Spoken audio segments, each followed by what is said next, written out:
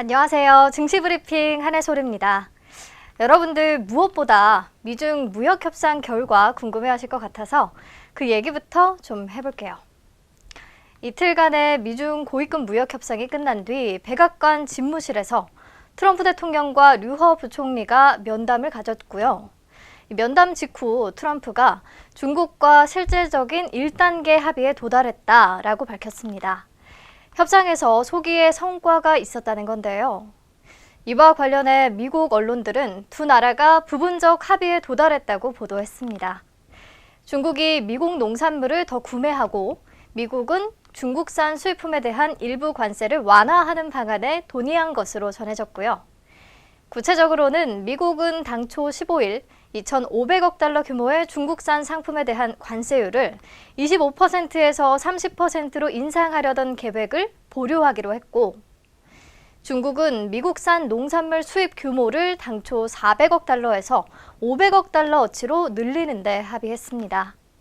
그리고 중국 대표단과 직접 협상을 한 문우신 장관도 협상에 성과가 있었다는 입장을 밝혔는데요. 우리는 이틀간 생산적 논의를 가졌습니다. 우리는 중요한 문제들에 대해 근본적인 이해를 갖고 있습니다. 라고 하면서도 앞으로 할 일이 더 많이 있다면서 추가 협상을 예고했습니다. 중국의 기술 이전 강요 등 지적재산권 침해와 위안화 환율 개입 문제 등이 이후 협상에서 주로 다뤄질 전망입니다. 월스트리트 저널에 따르면 미중 양국이 중국의 환율 개입을 금지하는 환율 협정에 사실상 합의했고, 그 대가로 미국은 화웨이에 대한 제재를 완화하기로 했다고 하네요. 이렇게 미중 무역 전쟁이 15개월 만에 부분 합의에 도달했다는 소식에 뉴욕과 유럽 증시 모두 환호했는데요. 그렇다고 해서 긴장을 늦춰서는 안 되겠습니다.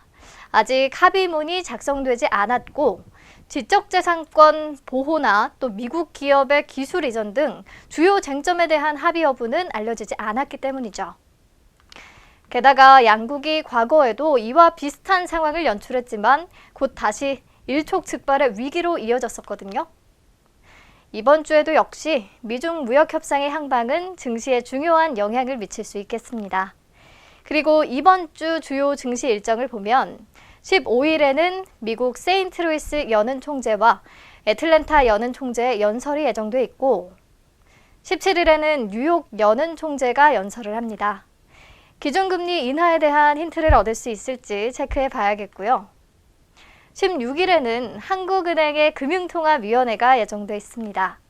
시장에서는 수출, 물가 등 주요 경제지표 부진과 또 무역 분쟁의 불확실성이 계속되고 있는 상황인 만큼 금통위가 기준금리를 낮출 것이라는 전망이 우세한데요. 그렇게 되면 현재 연 1.5%인 기준금리가 1.25% 정도로 인하되겠죠. 이 부분도 같이 체크해 봐야겠네요.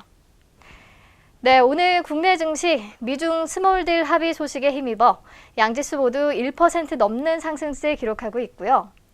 코스피 시장에서는 외국인과 기관의 수급이 유입되고 있는 반면에 이 틈을 타 개인들은 차익 실현에 나서고 있는 모습입니다.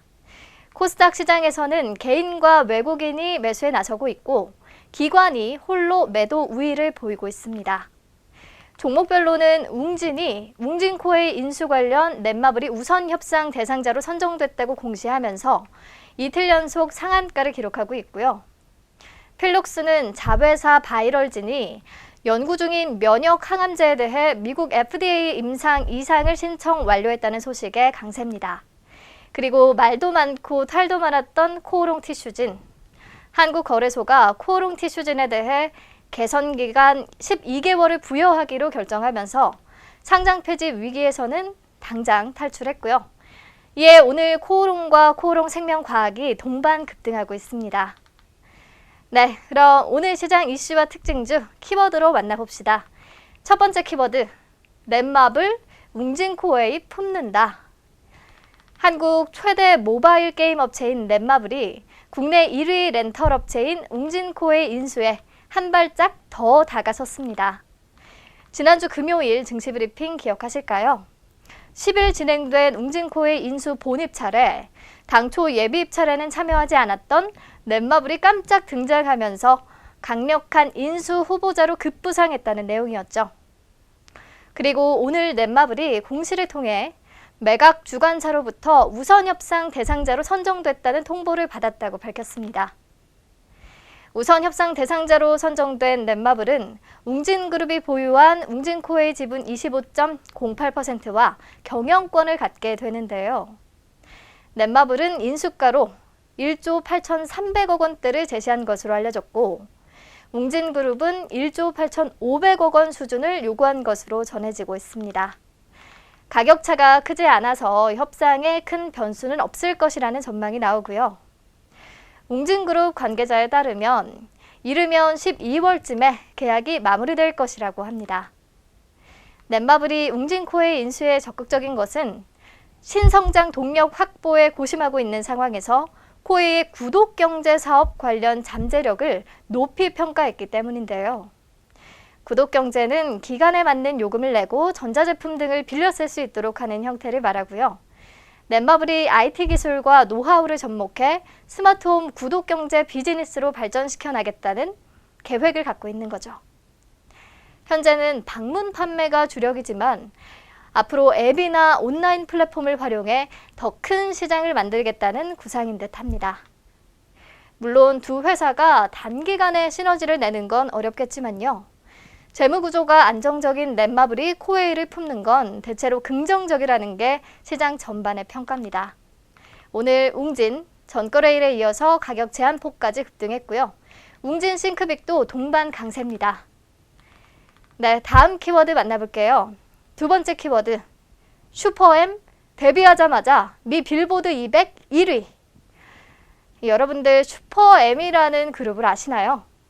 SM 엔터테인먼트가 야심차게 내놓은 SM 어벤져스로 불리는 팀입니다.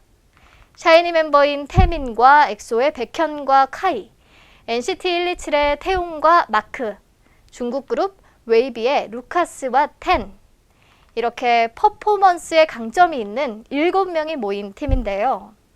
이들이 2위를 냈습니다. 미국 무대 데뷔와 동시에 빌보드 정상에 등극한 겁니다. 빌보드가 현지 시간으로 12일 슈퍼엠의 첫 미니 앨범 슈퍼엠이 메인 앨범 차트인 빌보드 200에서 1위를 차지했다고 예고 기사를 통해 보도했습니다. 한국 가수가 빌보드 정상에 오른 건 그룹 방탄소년단 이후 처음입니다.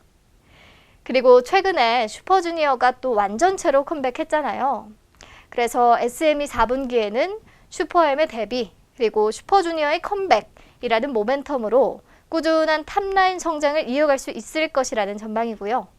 3분기 연결 기준 매출액과 영업이익도 전년 동기 대비 각각 8%, 31% 증가할 것이라는 보고서가 나왔습니다. 오늘 SM 15% 가까이 급등했다가 현재는 8%대 강세 유지하고 있고요. 모쪼록 슈퍼엠이 세계 무대에서 꾸준한 활약을 이어가기를 응원하겠습니다. 네, 오늘 증시 브리핑은 여기서 마칠게요. 이번 주도 저와 함께 힘차게 출발하셨기를 바라고요. 내일 다시 만나요.